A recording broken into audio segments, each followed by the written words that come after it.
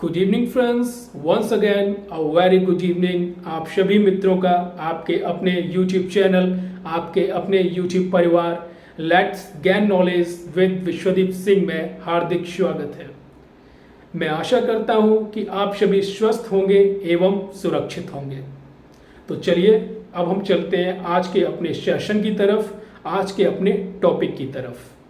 हमारे कई मित्रों को आज का हमारा सेशन यानी आज का हमारा टॉपिक क्या होगा पता है, और जिन्हें नहीं पता है उन्हें मैं बताना चाहूँगा कि आज का हमारा टॉपिक यानी सब्जेक्ट है जीएसटी के ऊपर। जी हाँ, जिसका मतलब यानी full form goods and services tax होता है, हिंदी में जिसे माल या वस्तु एवं सेवा कर के नाम से जाना जाता है। जी हाँ, हम में से सभी लोगों ने लगभग जीएसटी के बारे में सुना हुआ है। ठीक है जी, 2017 में इसे जो है लाया गया था, 1 जुलाई 2017 को इसे जो है जीएसटी बिल्कुल लाया गया था, इसे मंजूरी मिल चुकी थी, अपना लिया गया था। लेकिन हमने सभी ने सुना है, ये बात सच है और हम सभी को पता है, ये एक तरीके का टैक्स होता है जो एज ए कंज्यूमर पर ही जो है, जो कंजप्शन करता है किसी चीज़ का, जो कंज्यूमर होता है उसी पर इसका भार होता है, उसी पर लगाया जाता है। लेकिन हम कोशिश करेंगे इसके साथ साथ इसकी एक विस्तृत चर्चा करने की, एक विस्तृत जानकारी हासिल करने की।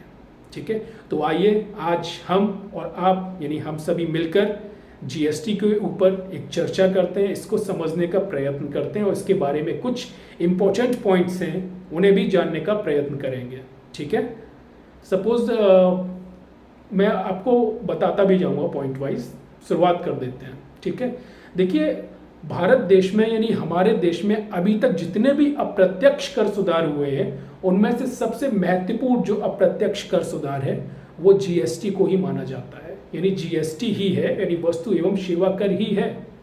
अब पहला पॉइंट तो ये निकल के आ जाता है कि जीएसटी किस तरह का कर है, किस तरह का टैक्स है। तो जैसा कि हमने अभी सुना कि ये एक इनडायरेक्ट टैक्स है, यानी एक अप्रत्यक्ष कर है। ठीक है, अब जो वस्तु एवं सेवा कर है इसके अंतर्गत जो है वैट यानी वैल्यू एडेड टैक्स एंड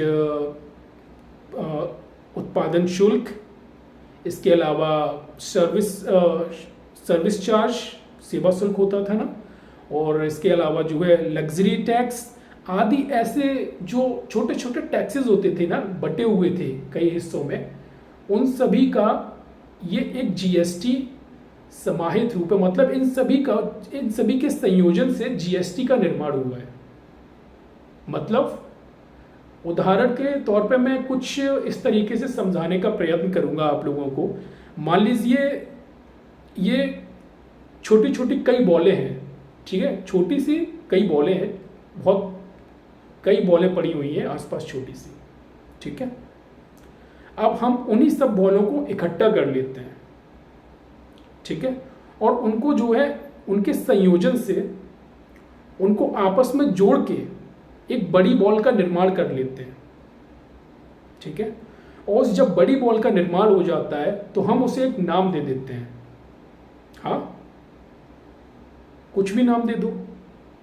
अब उसी तरह इसी को लिंक करिए इस उदाहरण को कि जो भी अदर टैक्सेस थे कई प्रकार के, इन सभी के संयोजन से एक बड़ा टैक्स निर्मित हुआ जिसका नाम है जीएसटी। बॉल का उदाहरण दे दो, उस बॉल को जीएसटी नाम दे दो, तो छोटे छोटे टैक्स हैं उन सभी को आपस में जोड़ के एक बड़ा टैक्स बनाया, जिसका बड़ी बॉल बनाई जिसका नाम रख दिया जीएसटी। वही हो गया जीएसटी। ठीक है, अब आ जाते हैं हम नेक्स्ट। देखिए जो जीएसटी है यानी वस्तु एवं सेवा कर है, ये एक अनिवार्य रूप से उपभोग कर है।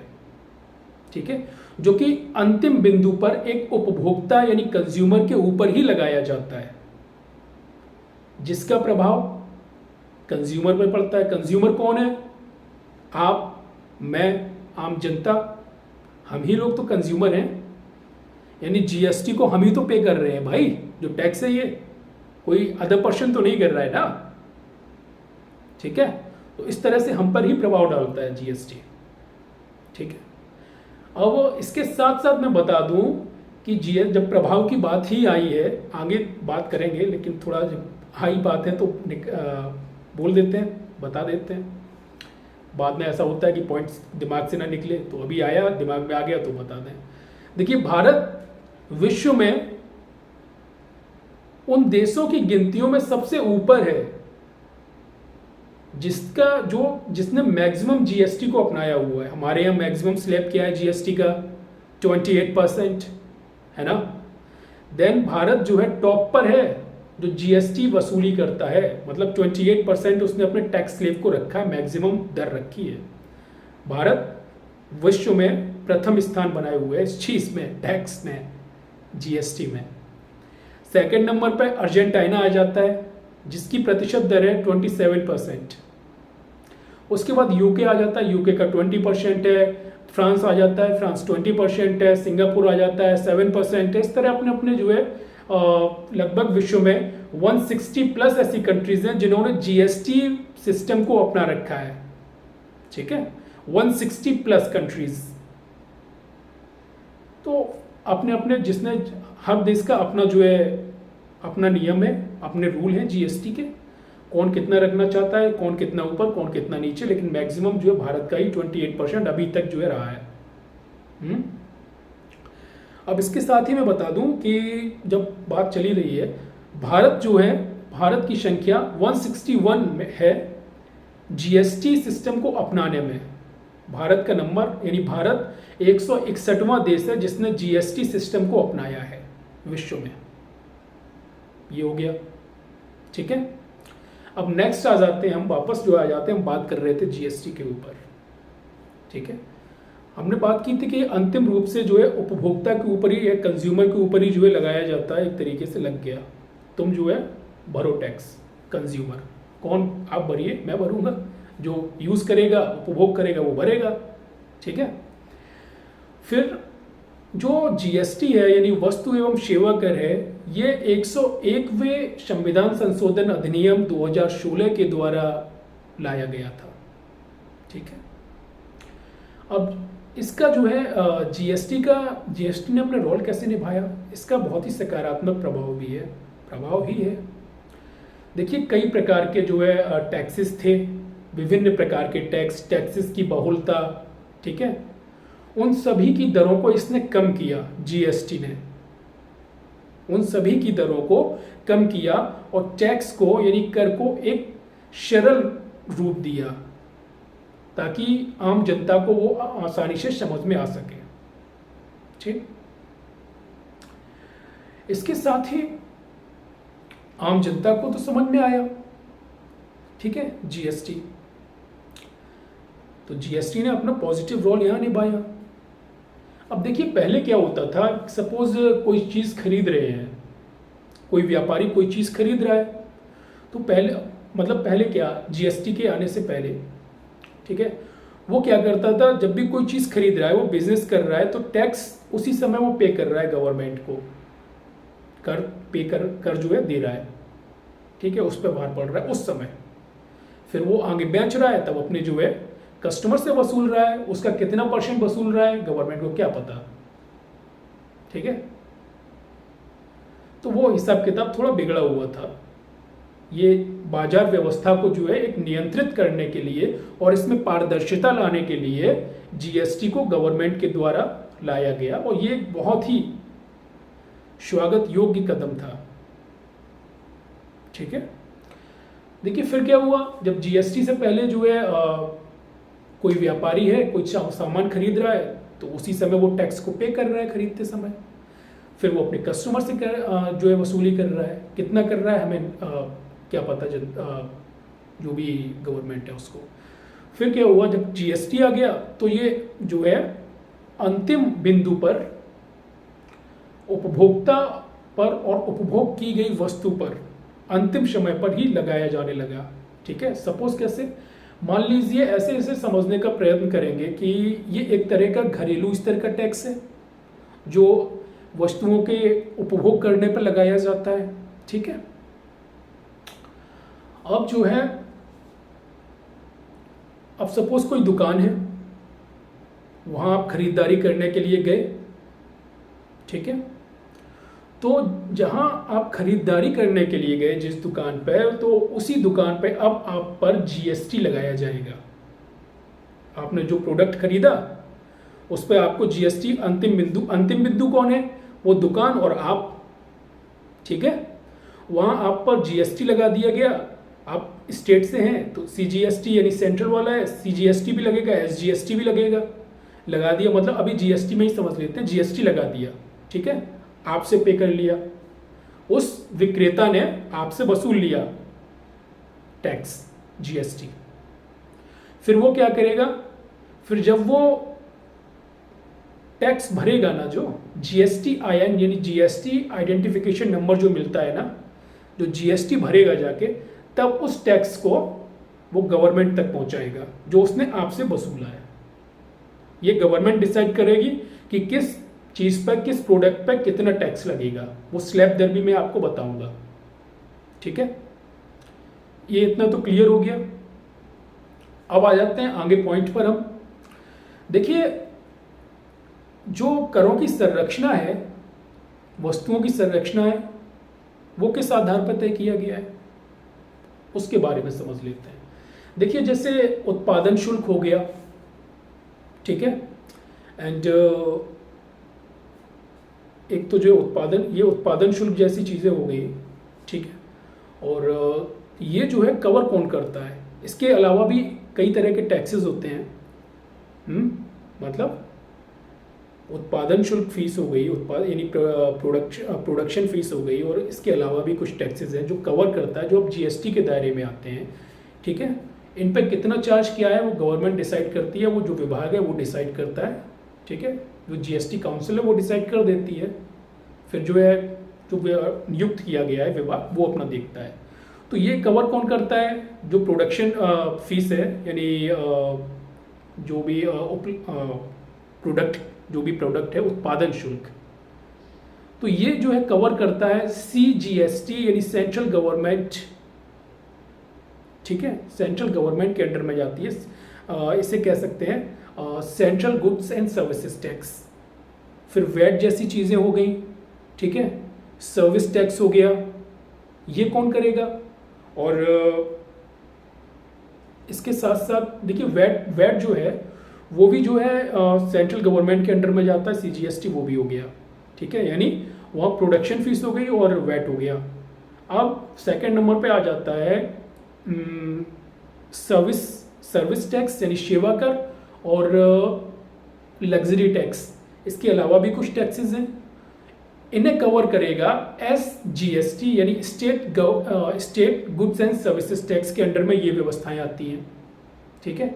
इसके अलावा एक और होता है, वो होता है आईजीएसटी यानी integrated goods and services tax. ये जब अंतर्राज्यीय स्तर पर, जब मतलब एक से ज़्यादा राज्य आपस में, या मान लीजिए 2 राज्य आपस में व्यापार करते हैं, तो ये जो है आईजीएसटी उसे कवर करता है। अब आईजीएसटी के बारे में मैं बता दूं, ये कोई कर नहीं है। आईजीएसटी कोई कर, मतलब कर तो है, लेकिन ये एक प्रणाली भी है, साथ में एक सिस्टम है। आईजीएसटी एक सिस्टम भी है। क्या सिस्टम है? ये एक ऐसी प्रणाली है जो केंद्र एवं राज्यों के बीच जो लेन देन किया है ना, व्यवसायिक लेन देन, उन लेन देनों का समन्वय करती है, मतलब उन्हें मैनेज करती है, ठीक है। ये पॉइंट हो गया। अब आ जाते हैं नेक्स्ट पर। नेक्स्ट पॉइंट हम ले लेते हैं कि ये तो मैं आप लोगों को बता ही चुका हूं कि शायद बता चुका हूं कि गुड्स एंड सर्विसेज टैक्स जो है वो भारत में 1 जुलाई 2017 से लागू हुआ था, 1 जुलाई 2017 से इसे लागू किया गया था, ठीक है। और नोटबंदी जो हुई थी ना, डिमोनेटाइजेशन, वो नवंबर 2016 में हुई थी। उसके बाद जो है 1 जुलाई 2017 में जो है गुड्स एंड सर्विसेज टैक्स को, इस सिस्टम को लाया गया था, ठीक है। ये बता दिया अभी, अगर नहीं बताया है तो। अब नेक्स्ट हम आ जाते हैं, हम बात कर रहे थे, एक पॉइंट बन जाता है, एक क्वेश्चन बन जाता है, पॉइंट नहीं, एक प्रश्न बन जाता है कि भारत का पहला वो राज्य कौन सा है जिसने वस्तु एवं सेवा कर प्रणाली को अपनाया। तो चलिए इस पर भी थोड़ा प्रकाश डालते हैं। देखिए, ये बात है लगभग 12 अगस्त 2016 की। असम राज्य जो है वो अपनी विधानसभा में सबसे पहले ये विधेयक लेके आया और पारित कराया। ठीक है, असम राज्य बन जाता है, वो देश का पहला ऐसा राज्य बन गया असम जिसने जीएसटी को अपने यहाँ सबसे पहले लागू किया। लेकिन इसका सेकंड वर्जन ये भी निकल के आ जाता है कि असम राज्य एक ऐसा राज्य है जिसने इस विधेयक को सबसे पहले, जीएसटी विधेयक को सबसे पहले अपने यहाँ पारित किया, न कि लागू किया। क्योंकि बिल बनने में थोड़ा समय तो लगता है ना। जो जैसे राज्य का प्रमुख कौन है, राज्य का प्रमुख राज्यपाल हो गए यानी गवर्नर हो गए। जब तक उनके सिग्नेचर नहीं होंगे कोई कानून कैसे बन सकता है ना। तो दूसरा वर्जन ये भी निकल के आता है। और हालांकि जब एग्जाम में क्वेश्चन पूछा जाता है तो मोस्टली असम ही जो लिखा जाता है वो असम ही लिखें, आप भी लिखें। लेकिन मैं दूसरा वर्जन में आपको बताना चाह रहा था कि कुछ पॉइंट्स ये भी है कि बिल कैसे बन गया भाई, गवर्नर के जब साइन नहीं हुए तो थोड़ा तो डिले हुआ होगा ना। सेकंड पॉइंट ये, ठीक है, असम की बात हो गई। अब देखिए पहला पॉइंट ये, इसके साथ ही दूसरा भी जोड़ देता हूं। मतलब पहला प्रश्न ये बन गया तो दूसरा प्रश्न ये भी मन में आता होगा कि जो वस्तु एवं सेवा कर है, भारत का ऐसा कौन सा राज्य है, यानी भारत का ऐसा कौन सा वो राज्य है जिसने सबसे बाद में इस व्यवस्था को अपनाया। पहला तो हमें पता है, अब सबसे अंतिम भी पता करिए कि अंतिम कौन सा राज्य है जिसने इस व्यवस्था को अपनाया। तो उसका नाम है, मैं आपको बता दूं, जम्मू और कश्मीर। क्यों? क्योंकि देखिए हम सभी जानते हैं इसको, यूटी तो अभी हाल फिलहाल में जो है बनाया गया। इससे पहले जो है क्या था कि इसके अपने खुद में कानून थे। ये मतलब वहाँ की विधानसभा अपने कानून खुद बनाती थी चीज़ों के लेके। जो हमारी संसद थी वो क्या करती थी, उसके पास कुछ सीमित अधिकारी थे क्योंकि जम्मू कश्मीर को विशेष दर्जा मिला हुआ था। ठीक है, उसके कुछ विशेष प्रावधान थे। तो वो क्या करती थी, हमारी जो संसद थी उसके पास विदेश उसमें जो है विदेशी मामलों से संबंधित अधिकार थे, संचार से संबंधित अधिकार थे और सुरक्षा से संबंधित अधिकार थे। बाकी कोई अधिकार नहीं था। बाकी जो है वहाँ की जो जम्मू कश्मीर की राज्य विधानसभा है वो लोग खुद ही अपने बाकी कानून बनाते थे। उसे जब यूटी का दर्जा मिला, यूनियन टेरिटरी बना दिया गया, तब उसमें जो है ये चीज़ लागू हो गई। तो सबसे अंतिम राज्य जो है जम्मू कश्मीर रहा जिसने जो है वस्तु एवं सेवा प्रणाली को अपनाया। सेकंड क्वेश्चन हमारा कंप्लीट हो गया। ठीक है, अब आ जाते हैं आगे, चलते हैं, फिर आगे भी कुछ क्वेश्चन उठा लेंगे, जब आएगा दिमाग में तो उठाते जाएंगे क्वेश्चन। देखिए सेकंड क्वेश्चन क्या हो, अब पॉइंट पे आ जाते हैं। इसके बाद ही मैं आपको बता दूं, देखिए जब वस्तु एवं सेवा कर की हम बात कर ही रहे हैं तो इसके टैक्स स्लैब के बारे में भी जान लें, है ना। कई लोग कहते हैं कि इसके जो टैक्स स्लैब होते हैं वो 5 स्लैब हैं, 5 स्लैब्स। ठीक है, और कई लोग कहते हैं 4 स्लैब्स।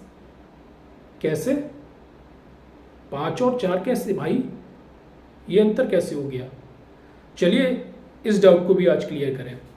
देखिए जो 5 कहते हैं ना, वो क्या करते हैं, वो 0% को भी जोड़ लेते हैं जिस पर टैक्स नहीं लगना है। 0% हो गया, 5% हो गया, 12% हो गया, 18% हो गया, 28% हो गया। 5 स्लैब हो गए। उन्होंने क्या किया, 0 को भी जोड़ लिया। लेकिन मोस्टली क्या किया जाता है, इसे 4 स्लैब में ही डिवाइड किया जाता है, 5%, 12%, 18%, 28%। ठीक है, ये तो स्लैब्स हो गए, जीएसटी के स्लैब, किस पे कितना लगाया जाएगा। ओके, देन अब हम आ जाते हैं कि जीएसटी, नेक्स्ट पॉइंट, जीएसटी कितने प्रकार के होते हैं। प्रश्न ये भी तो उठता है कि जीएसटी जो है वो कितने प्रकार के होते हैं। तो मैं आपको बता दूं कि जो वस्तु एवं सेवा कर हैं वो मुख्यतः 4 प्रकार के होते हैं, 4 भागों में उन्हें बांटा गया है। क्यों बांट दिया, आपकी कहते हैं ना कि मतलब आप आसानी से समझ सकें, इसलिए बांट दिया। बांटना भी चाहिए, बात ऐसी नहीं, मतलब बांटना कंपलसरी था, ज़रूरी था, इसलिए बांट दिया है। ठीक है, कैसे, देखिए पहला जो है पहला जो बना वो बना CGST जो बांटा गया, यानी central goods and services tax, जिसे हिंदी में केंद्रीय वस्तु एवं सेवा कर कहेंगे। दूसरा बना SGST यानी state goods and services tax, मतलब राज्य वस्तु एवं सेवा कर। तीसरा बना UTGST यानी union territory goods and services tax, ठीक है, यानी केंद्र शासित प्रदेश वस्तु एवं सेवा कर, ठीक है। चौथा कौन सा है? चौथा IGST integrated goods and services tax, यानी अंतर्राज्यीय वस्तु एवं सेवा कर। तो ये 4 प्रकार में जो है GST को 4 तरीके से डिवाइड किया गया इन 4 भागों में, ठीक है। तो हमारा यहाँ तक पॉइंट क्लियर, कोई डाउट तो नहीं? डाउट है तो कमेंट सेक्शन में पूछें। कमेंट सेक्शन ही इसलिए होता है यार कि अपने जो है डाउट को क्लियर करवाओ, है ना। क्या मतलब है सिर्फ सुनने का? कोई डाउट आ रहा है तो कमेंट सेक्शन में डालो और उसका आंसर पाओ। और चलिए नेक्स्ट पॉइंट फिर आ जाता है कि जो है GST के फायदे क्या हैं, है ना। देखिए GST के फायदे क्या हैं कि जब GST आया, इसको लाया गया, तो आम जनता पर जो है कर का भार थोड़ा कम हुआ। पहले अनाप शनाप कर लगे हुए थे, हमें ही नहीं पता होते थे कौन सा कर कहाँ लगा दिया जा रहा है, बस लगा दिया प्रोडक्ट में। इनडायरेक्ट टैक्सेस इतने होते थे कि नहीं पता चल रहे हैं, लगा दिया तो चलते जा रहे हैं, देते जा रहे हैं। GST जब आया मार्केट में, जब इसको लाया गया, इसका प्रारूप तैयार हुआ, इसको लाया गया, ठीक है, तो आम जनता पर जो लगने वाले कर थे उसमें कमी आई है, क्योंकि ये स्टेप श्रृंखला वाइज जो है हर प्रोडक्ट पर लगाया गया, तो जो है आम जनता को इसमें राहत मिली। दूसरा, जो बाजारों में निवेश करना आसान हो गया, फॉरेन इन्वेस्टमेंट आने लगा, तीसरा, ठीक है। और इसके साथ साथ जब फॉरेन इन्वेस्टमेंट आने लगा तो जो मेक इन इंडिया जो पॉलिसी है उसको भी बढ़ावा मिला इसके द्वारा। जी हाँ, मेक इन इंडिया जो अभियान चलाया था GST का, उसमें एक महत्वपूर्ण पॉजिटिव रोल रहा है। तो इस तरह की कई लाभ मिले हमारे देश को और हम लोगों को, कई लाभ मिले GST के वजह से। ऐसा नहीं है कि लाभ नहीं मिला, लाभ मिला। ये एक बहुत ही अच्छा कदम था केंद्र सरकार की ओर से, ठीक है। देखिए इसको लाने की आवश्यकता क्या पड़ी, पॉइंट ये भी आ जाता है ना। देखिए ऐसा था कि जैसा कि मैंने पहले भी बताया कि कई प्रकार के कर चोरी होते थे, जो गवर्नमेंट तक जो है सही तरीके से कर नहीं पहुंच पाता था, ठीक है। करों को चोरी कर लिया जाता था, जनता जो है इस बारे में नहीं जानती थी, उतने करों के बारे में जो है नॉलेजेबल नहीं थी, अनजान थी। GST आया तो उन्हें जानकारी मिली कि हाँ ये स्लैब्स हैं, इससे ज़्यादा नहीं लगाया जाता। वो थोड़े जागरूक भी हुए, करों की जो चोरी होती थी उनमें थोड़ी रोकथाम हुई, ठीक है। और जो अनियमितता चलती थी, ठीक है, जो इम्प्रॉपरली काम करते थे जो लोग, उनमें भी थोड़ी कमी आई। तो ये कुछ ज़रूरत भी थी इस चीज़ को लाने की, तो इनका ये उद्देश्य भी है, लाने का उद्देश्य भी इसी में समाहित है, ठीक है। अब आ जाता है GST यानी वस्तु एवं सेवा कर है, वो कैसे लगता है, कौन लगाता है।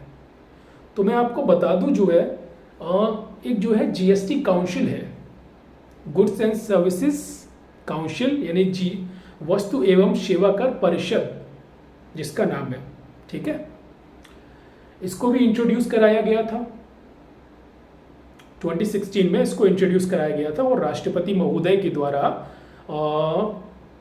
279 अनुच्छेद 279A क्लॉज 1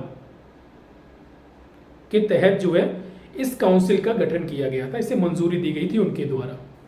ठीक है, इसके दो जो अध्यक्ष होते हैं ना, वो सेंट्रल फाइनेंस मिनिस्टर यानी केंद्रीय वित्त मंत्री होते हैं, जो इस समय माननीय मिसेस निर्मला सीतारमण जी हैं। और इसके साथ साथ सेंट्रल स्टेट फाइनेंस मिनिस्टर भी होते हैं इसके जो है सदस्य।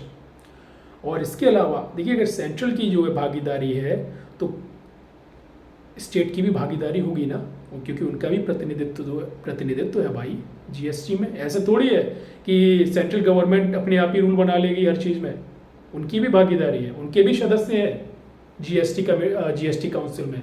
देखिए, हर राज्य का अपना एक स्टेट जो है, स्टेट का एक फाइनेंस मिनिस्टर होता है, वित्त मंत्री होता है, नहीं है तो कराधान प्रभारी मंत्री होता है, नहीं तो जो भी वो गवर्नमेंट चाहे उस स्टेट की, ठीक है, अपना कोई भी मंत्री इस जो है काउंसिल में अपना जो भेज सकता है, एज अ सदस्य अपना नियुक्त कर सकता है। ठीक, ये तो हो गए सदस्य इसके, और प्रमुख हो गए जो इस समय है। इसके अलावा मैं आपको बता दूं कि देखिए, इस कमेटी का जो इस काउंसिल का काम क्या होता है। ये जो काउंसिल है जीएसटी काउंसिल, ये जो है सेंट्रल गवर्नमेंट और स्टेट गवर्नमेंट को वस्तु एवं सेवा कर पर अपने सुझाव देती है। ठीक है, सुझाव देती है।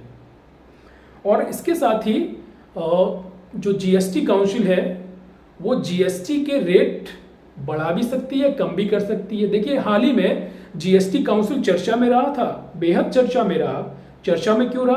क्योंकि इसके सदस्यों ने, या जो जीएसटी की 47वीं बैठक भी हाल फिलहाल में हुई थी, तो उसमें क्या किया इसके अधिकारियों ने, जो इसके मेंबर्स थे, उन्होंने जो है, जो हम डेली नीड्स की चीज़ें हैं, डेली नीड्स है हमारी, डेली एसेंशियल कह लीजिए, जो हम दैनिक रूप से जो हमारे लिए ज़रूरी है हम उसका इस्तेमाल करते हैं, उस पर जो है पहले कीमत कम थी, पहले कम दर थी, लेकिन अब उस दर को बढ़ा दिया इन लोगों ने। तो इनके इस फैसले की वजह से, इस डिसीजन की वजह से हाल फिलहाल में जीएसटी काउंसिल बेहद चर्चा में रही। ठीक है, ये हो गया। अब आ जाते हैं, देखिए, जो जीएसटी काउंसिल के बारे में हो गया। अब आ जाते हैं एक जो दोहरे कराधान से ये कैसे बचाव करता है। जो जीएसटी है, गुड्स एंड सर्विसेज टैक्स, वो हमारे दिमाग में ये भी क्वेश्चन आ जाता है कि दोहरे कराधान से कैसे बचाव करता है। चलिए, उसे जानने से पहले हम कुछ पॉइंट और जान लेते हैं। देखिए, एक पॉइंट ये निकल के आता है कि ये जीएसटी विश्व में कितने ऐसे देश हैं जिन्होंने जीएसटी सिस्टम को अपनाया हुआ है, तो वो मैं आपको बता चुका हूँ, शायद 160 प्लस कंट्रीज, जिसमें 161 जो है इंडिया का नंबर आता है। ठीक है, और इसके साथ ही मैं आपको ये बता दूं, ये प्रश्न भी उठेगा कि विश्व का सबसे पहला वो देश कौन सा है जिसने जीएसटी सिस्टम को अपनाया और कब अपनाया।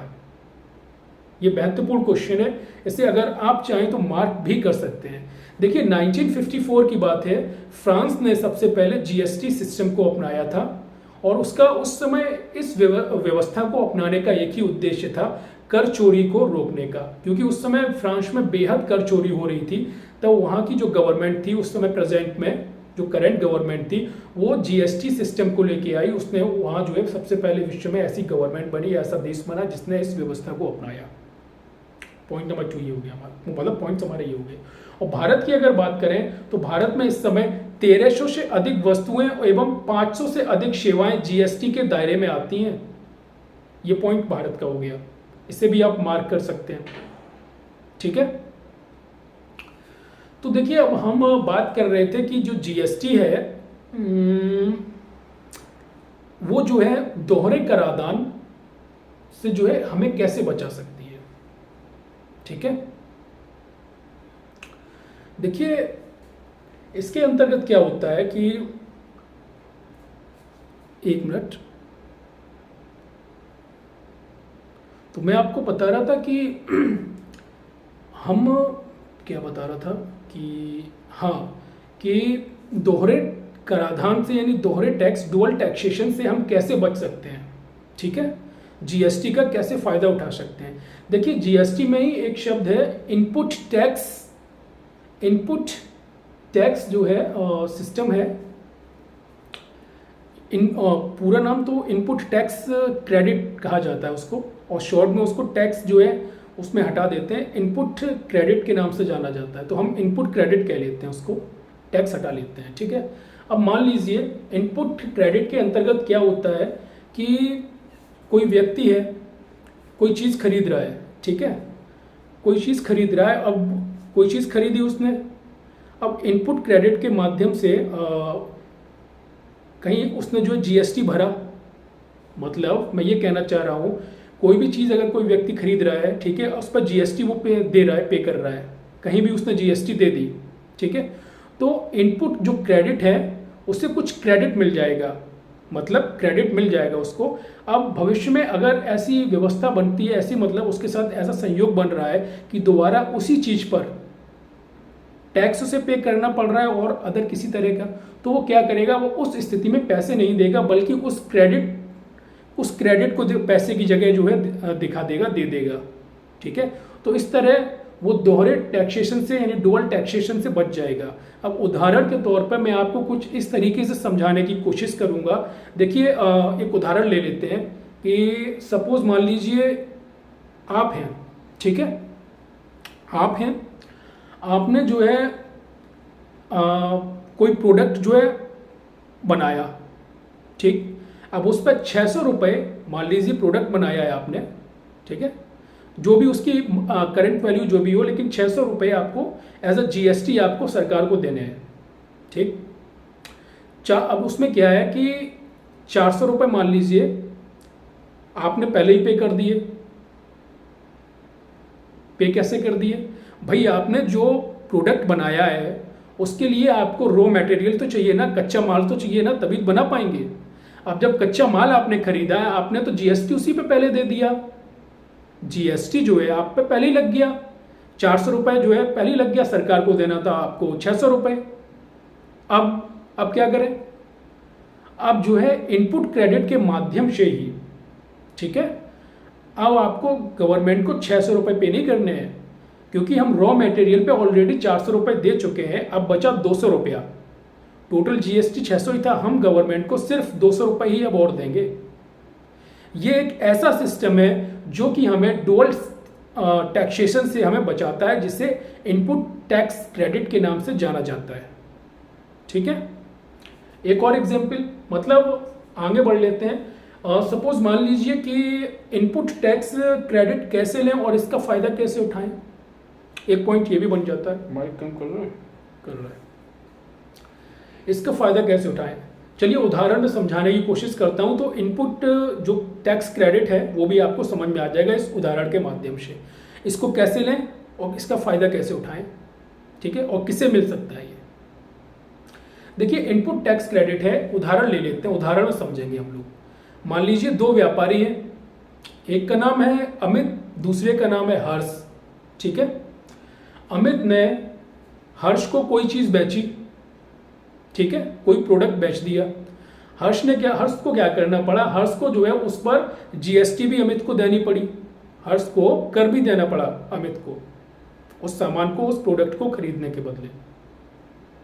उसने तो पे कर दिया जीएसटी, हर्ष ने ही। अब स्टेप वाइज समझते हैं। अब स्टेप 1 में क्या होगा, अमित ने जो प्रोडक्ट बेचा है, जब अमित अपना जो है टैक्स रिटर्न यानी जीएसटी रिटर्न जो है, जीएसटी R1 एक फॉर्म होता है, जब उसे फुलफिल करेंगे, ये करेगा, ठीक है, तो अमित को क्या करना पड़ेगा, अमित को उसमें जो है हर्ष का जीएसटी आइडेंटिफिकेशन नंबर भी जो है दर्ज करना पड़ेगा, ठीक है। उससे क्या होगा, हर्ष के जो है जो जीएसटी नेटवर्क है उसमें हर्ष का जो अकाउंट जो होगा, अकाउंट में जो है ये शो करने लगेगा, जो पेमेंट जो जीएसटी किया वो शो करने लगेगा, जिससे क्या होगा, हर्ष के जो है जो भी ये क्रेडिट है, इनपुट क्रेडिट है, तो इलेक्ट्रॉनिक इनपुट लेज़र के रूप में दर्ज हो जाएगा, इलेक्ट्रॉनिक इनपुट क्रेडिट लेज़र के रूप में ये क्रेडिट जो है दर्ज हो जाएगा हर्ष के अकाउंट में। स्टेप 1 ये, ठीक है। स्टेप 2 में क्या करना होगा, जब हर्ष कोई चीज़ खरीदेगा, अपनी खरीदारियां कर ली, ठीक है, तो वो क्या कर रहा है, तो वो जो है एक फॉर्म अप्लाई करेगा, एक फॉर्म जो है फुलफिल करेगा वो भी, जिसका नाम है GSTR2, ठीक है। उसमें ये सारी जानकारियां लिखेगा। उसमें जो अमित के द्वारा जो वहाँ अपने अकाउंट में जो है हर्ष का जो है जो लेन देन था, जो GST भरी थी, वो भी मेंशन की गई थी। तो क्या होगा, जब GST2 भरेगा तो उससे पहले हर्ष को एक बेस फॉर्म भरना पड़ेगा जिसका नाम है GSTR2A। उसमें जो अमित ने अपने अकाउंट में हर्ष की जो सारी लेन देन जो लिखा रखा है, ठीक है, जो हर्ष ने GST भरा दिया था उस प्रोडक्ट पे, तो उसकी सारी जानकारी उस बेस फॉर्म में आ जाएगी, जो कि वहाँ से हर्ष को कॉपी करके अपना जो पहला फॉर्म है GSTR2 में उसमें कॉपी कर देना होगा, ठीक है। उसके बाद थर्ड स्टेप आ जाता है। थर्ड स्टेप में क्या है कि अब हर्ष को मैं ये बता रहा हूँ आपको कि इनपुट क्रेडिट है उसका फ़ायदा कैसे लें, वो बता रहा हूँ, एक उदाहरण के ज़रिए समझाने की कोशिश कर रहा हूँ। तो जो थर्ड फॉर्म, जब सारी लेन देन हो गई, सब कुछ खरीदारी हो गई, सब बेच लिया, ठीक है, अब सरकार को GST देना है। अब सरकार को GST देना है तो वो क्या करेगा, हर्ष जो है GSTR नाम का एक GSTR3 नाम का फॉर्म होगा, उसमें सारी डिटेल्स मेंशन करेगा, और जो भी इनपुट क्रेडिट था उसको एडजस्ट करेगा। अगर वो एडजस्ट नहीं कर पा रहा है तो वो उसे कैरी फॉरवर्ड कर देगा उस चीज़ को, ठीक है। इससे सारा रिकॉर्ड उसका वहाँ आ जाएगा और उसको इस इनपुट क्रेडिट यानी इनपुट टैक्स क्रेडिट का लाभ सरकार के द्वारा मिल जाएगा। तो ये प्रोसेस होता है। हो सकता है मेरे बताने में आपको ना इतना समझ में आ रहा हो, लेकिन जब इसे प्रैक्टिकली करेंगे तो हर बंदे को समझ में आ जाता है, ठीक है। अब इसके अलावा मैं एक पॉइंट, क्योंकि लगभग हमारा GST है पूरा हो गया है, एक अभी सडनली दिमाग में एक प्रश्न आ गया तो उसके बारे में भी बात कर लेते हैं। देखिए, एक प्रश्न उठता है कि जो GST है, गुड्स एंड सर्विसेज टैक्स है, वो कितने नंबर का होता है, ठीक है। GSTIN है, कितने नंबर का होता है, goods and services tax identification number. तो मैं आपको बता दूं, ये एक अल्फा न्यूमेरिक कोड होता है जो कि 15 डिजिट का होता है, ठीक है।